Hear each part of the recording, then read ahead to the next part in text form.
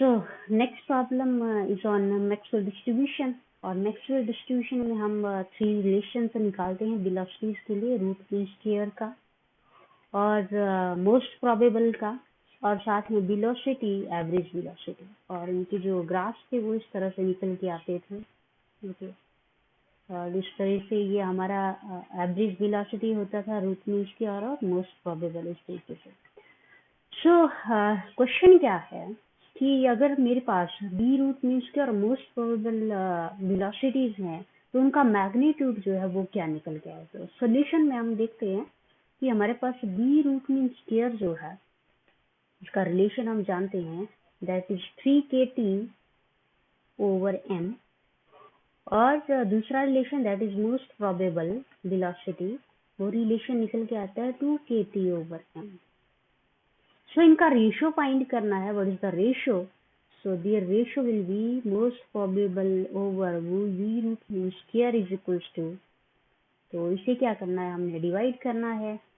So most probable 2kT है over m है, और रूट मीन स्क्वायर 3kT है ओवर m है। तो यहाँ देखिए हमारा जो डिवीजन में है वो सारा कैंसिल हो जाएगा, और रिलेशन जो है वो क्या मिलेगा, दैट इज 2/3, क्योंकि रूट टू को हम यहाँ पे रख लेते हैं, और kT over m divide root 3, और kT ओवर m जो है वो क्या है, सेम है। तो यहाँ पे रूट 2 और रूट 3 मिला मुझे, तो यहाँ पे रूट 3 ओवर 2 जो है, 2/3 जो है इसको मैं लिख लूंगी। So correct answer is answer number is C।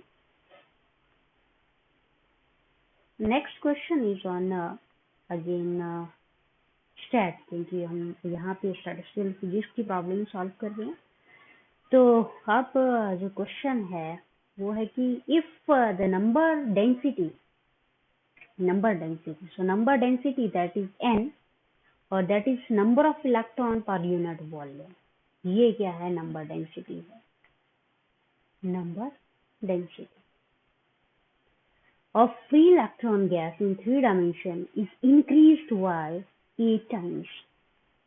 Okay, तो क्वेश्चन को हमने ध्यान में रखना है, that its Fermi temperature will be increase होगा, डिक्रीज होगा, इंक्रीज होगा, क्या होगा, किस फैक्टर से होगा।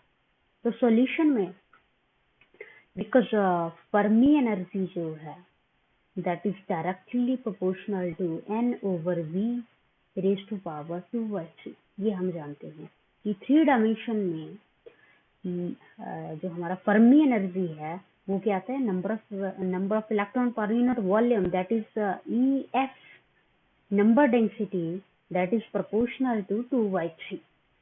ओके, अब ये जो नंबर डेंसिटी है, जस्ट बिकॉज यहाँ पे नंबर डेंसिटी है, पूरा एक्सप्रेशन लिखने की जरूरत नहीं है। तो नंबर डेंसिटी को 2/3 से 3D में एक्सप्रेशन आता है इसका, तो हम जस्ट क्या करेंगे, नंबर डेंसिटी पे फोकस करेंगे। तो number density is increase by 8 times. So let us increase this number 8 times, 2/3, increased by 2/3. Then its Fermi temperature. So Fermi temperature proportional to EF, क्योंकि हम रिलेशन जानते हैं कि फर्मी एनर्जी और KTF निकल के आता था, तो that is EF is directly proportional to TF। जितना नंबर फर्मी एनर्जी का होगा उतना ही क्या होगा, फर्मी टेम्परेचर का होगा। तो इसका जो नंबर है डेंसिटी का वो कितना निकल के आएगा, क्या इंक्रीज होगा या डिक्रीज होगा। ओके, तो फर्मी एनर्जी इंक्रीज हुआ 8 नंबर से, नंबर डेंसिटी 8 टाइम्स इंक्रीज किया, तो क्या होगा। So let us solve this. Fermi temperature, यहाँ से देखिए आप 8 को अलग कर लीजिए और n को भी अलग कर लीजिए। सो यहाँ से मुझे क्या मिलेगा, 2⁻² इंटू 2/3, और साथ में n⁻²/3। तो इसे अगर सॉल्व करें तो ये क्या निकलेगा, 2, और 2 इंटू सॉरी दिस इज 3, 2 2 जा 4 and 2 3 जा 8। So 2 into 2/3, 3 into 2/3। So 3 cancel हुआ यहाँ पे, तो यहाँ क्या रहा 2 raise to power 2 into n raise to power 2/3। So overall जो नंबर है वो कितने से इंक्रीज हुआ, that is TF is proportional to 2 raised to power 2 or n raised to power 2/3, that is Fermi temperature increased by 4 times. Okay, so 4 times increase हुआ, that means correct answer is option E. Okay,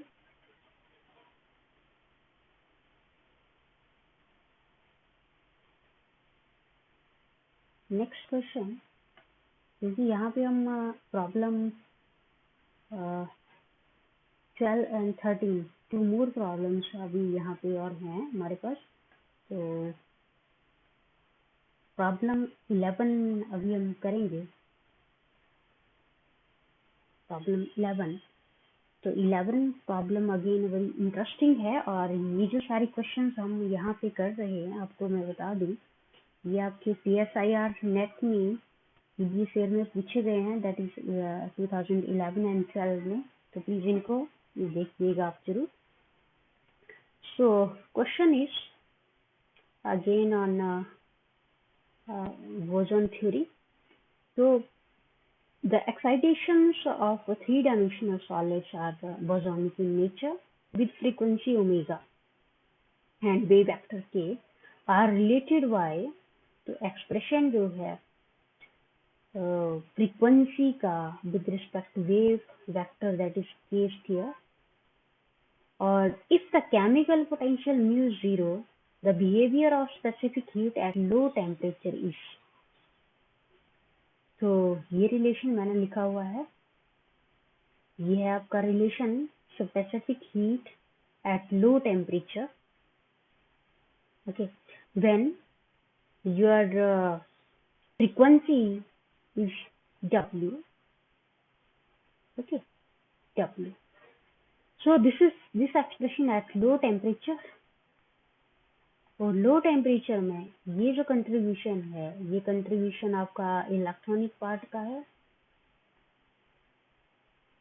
और ये आपके phonon vibrations का है। So specific heat हमें calculate करना है at low temperature when your chemical potential is 0। So इसके लिए अब क्योंकि एक्सप्रेशन जो है that is related with omega, और ओमेगा जो है that is further proportional to k square. So अगर हमारा फ्रीक्वेंसी जो है that is omega, if it is proportional with k and s is nothing but a relation, that is wave vector k related with k, and if it is omega is related with this k of s, then हमारा जो specific heat है उसको हम कैसे लिखते हैं, that is proportional to t raise to power this number 3 over s। ये क्या है आपको याद रखना है कि अगर फ्रीक्वेंसी जो है वो वेव वेक्टर से, वेव नंबर से इस तरह से रिलेटेड है k की पावर समथिंग, तो k raise to power 3 4 5 any number, कोई इंटीजर दिया है, इंटीजर कोई भी हो सकता है, s इज इंटीजर, ओके, किसी इंटीजर से रिलेटेड है, तो आपकी स्पेसिफिक हीट जो है that is 3 over s। Fine, so specific heat proportional किसके होंगे 3 over that s is 2, because यहाँ पे s क्या है दैट इज 2 है। सो स्पेसिफिक हीट जो होगा वो 3/2 निकल जाएगा, यहाँ पे 3 नहीं होगा, आप 3 को मार्क ना करें please.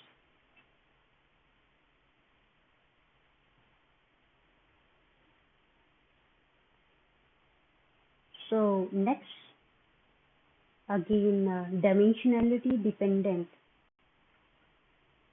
numerical, and related with density of state ME. Okay, density of state.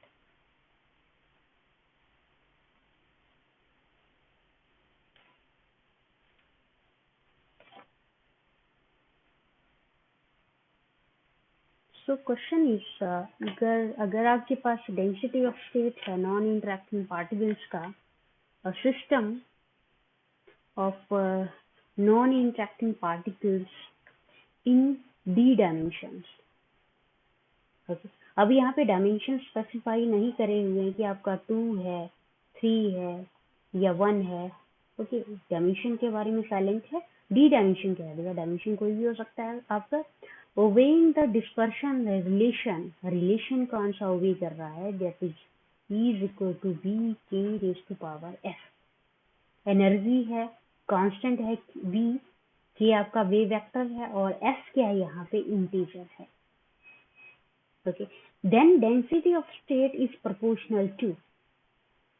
Okay, इस केस में ये जो आपका एनर्जी है, इस केस में आपका डेंसिटी ऑफ स्टेट क्या होगा?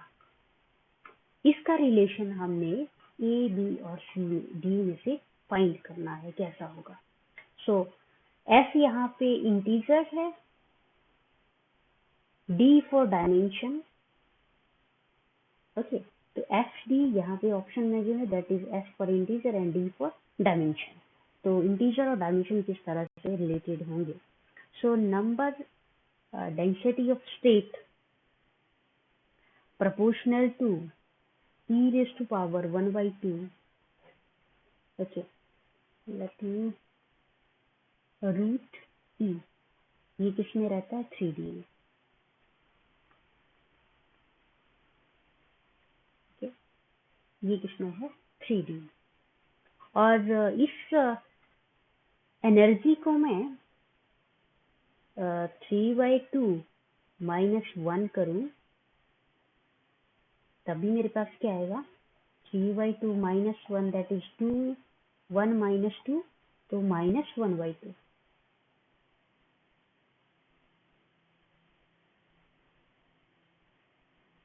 Okay, sorry, 3 minus 1 3 minus 2 that is plus 1/2. तो ये एक्सपोनेंशियल जो है दैट इज 1/2 निकल के आएगा. सो ये प्रोपोर्शनल रहता है 2D में नंबर डेंसिटी जो है आपका डेंसिटी ऑफ स्टेट, 3D में प्रोपोर्शनल टू E, जिसको फर्दर हम ऐसे लिख सकते हैं. देन 2 डायमेंशनल में डेंसिटी ऑफ स्टेट जो है वो क्या आता है? 0. और 0 को एक्सपोनेंशियल एनर्जी 0 दैट इज 1. तो इस एनर्जी को मैं 2/2 माइनस 1 करूं तब भी क्या होगा? ये 0 आएगा. और 1 डायमेंशन में क्या आता है? That is number density of state is exponential minus 1/2. तो सिंपल याद रखना, सिंपल है इसको. यहाँ 1/2 0 माइनस 1/2, इस तरह से 1/2 0 माइनस 1/2. ओके, सिंपल है, याद रखना इसको. सो इसे हम लिख सकते हैं energy that is 1/2 minus 1. Okay, तो 3D में 3/2, 2D में 2/2 और 1D में 1/2.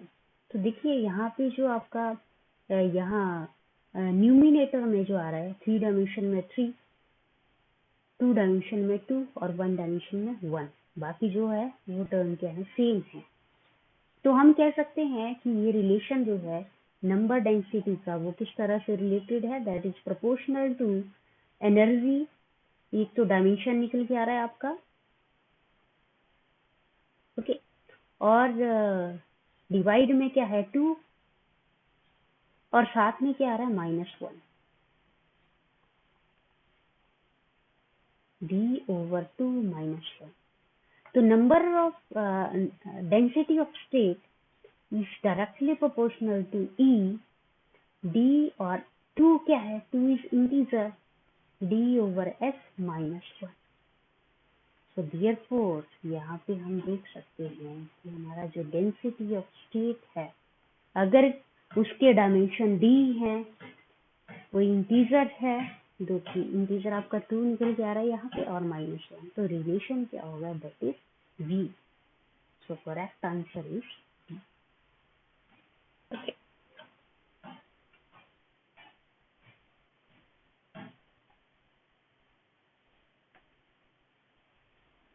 Next question, last, that is problem number 13. और अच्छी प्रॉब्लम है ये क्योंकि consider a black body radiation. तो अगेन ब्लैक बॉडी से है, in a cavity whose walls are at temperature T. Again cavity वाला क्वेश्चन है ये ब्लैक बॉडी का, टेम्परेचर T पे रखा है इसको. Then if the temperature of the wall is increased by 2T, अभी टेम्परेचर T था इसका, अगर मैं इसका टेम्परेचर जो है डबल कर दूं, इस कैविटी का टेम्परेचर डबल कर दूं, then entropy after achieving new equilibrium. अब क्या होगा, क्योंकि टेम्परेचर इंक्रीज करा तो ऑफ कोर्स कैविटी के अंदर जो मॉलिक्यूल्स हैं, फोटोन गैस है, वो क्या होगी, उसमें हलचल होगी और क्या होगा, उसके बाद इक्विलिब्रियम सेटअप होगा दोबारा से. ओके, तो जो न्यू इक्विलिब्रियम सेटअप होने के बाद आपकी जो एंट्रोपी है वो किस फैक्टर से इंक्रीज होगी. ओके, टेम्परेचर बढ़ाने से, टेम्परेचर डबल करने से एंट्रोपी कितना बढ़ेगा. सो एंट्रोपी, क्योंकि हमने एंट्रोपी के रिलेशंस करे थे, अगेन आप लेक्चर्स जो वीडियोस हैं, लास्ट वीडियो जो है आपकी वीडियो नंबर 51, वहाँ पे देख सकते हैं हमने ये कंप्लीट डिस्क्रिप्शन निकाले हैं, पूरे डेरिवेशन कैलकुलेट किए हैं फ्री एनर्जी के लिए, एनर्जी के लिए, then for entropy, specific heat, ये सारे डेरिवेशन हमने वहाँ पे करे हुए हैं. मैं आपको यहाँ पे इसका जो लिंक है वो भी इस वीडियो में अटैच कर दूंगी. सो अगर एंट्रोपी का मैं रिलेशन यहाँ पे डायरेक्ट उठाने वाली हूँ, क्योंकि हमने वो कैलकुलेट किया हुआ है. तो एंट्रोपी का जो रिलेशन था फ्री एनर्जी से, वो क्या निकल के आता था, that was 32.5 k raised to power 4 over 45 h cross cube c cube, और साथ में टेम्परेचर जो था यहाँ पे क्यूब था और वॉल्यूम भी था. So volume is kept constant here. So therefore अगर स्पेसिफिक हीट आपका ये है, सॉरी एंट्रोपी, तो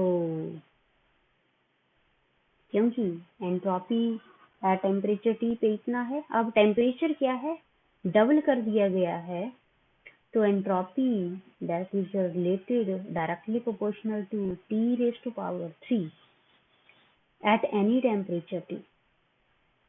इस टेम्परेचर पे जब टेम्परेचर को इंक्रीज करा y2T से, डबल कर दिया टेम्परेचर को, तो स्पेसिफिक हीट जो होगा वो भी क्या हो जाएगा, डबल हो जाएगा. कैसे, 2T, इसको क्या कर दिया हमने, डबल ले लिया इसका, और क्योंकि टेम्परेचर जो है अब 2T है, तो यहाँ पे 2T लिख लेना है आपने, और S डायरेक्टली प्रोपोर्शनल टू 2 जा, और S is nothing but is equals to 8TQ. सो एंट्रोपी जो है वो 8 टाइम इंक्रीज होगा. So expression number C. Okay, तो सिंपल एक्सप्रेशन है कि स्पेसिफिक हीट जो, सॉरी एंट्रोपी जो है that is proportional to T raised to power 3 at any temperature in black body radiation. ये एक्सप्रेशन है सिंपल सा. फिर सॉरी, क्योंकि टेम्परेचर जो है वो 2T इंक्रीज कर दिया गया, तो स्पेसिफिक सॉरी एंट्रोपी जो है वो भी 2T होगा। तो एंट्रोपी 8 टाइम जो है वो इंक्रीज होगा। इसी तरह से स्पेसिफिक हीट भी कैलकुलेट किया जा सकता है। ओके, फ्री एनर्जी भी कैलकुलेट किया जा सकता है। उसके लिए हमें रिलेशंस रिमाइंड रखनी है कि स्पेसिफिक हीट का टेम्परेचर के साथ रिलेशन कैसा है। ओके, T की पावर 3 है या T की पावर 2 है। ओके, तो उसी तरह से यहाँ पे टेम्परेचर को हम देख सकते हैं स्पेसिफिक हीट के साथ।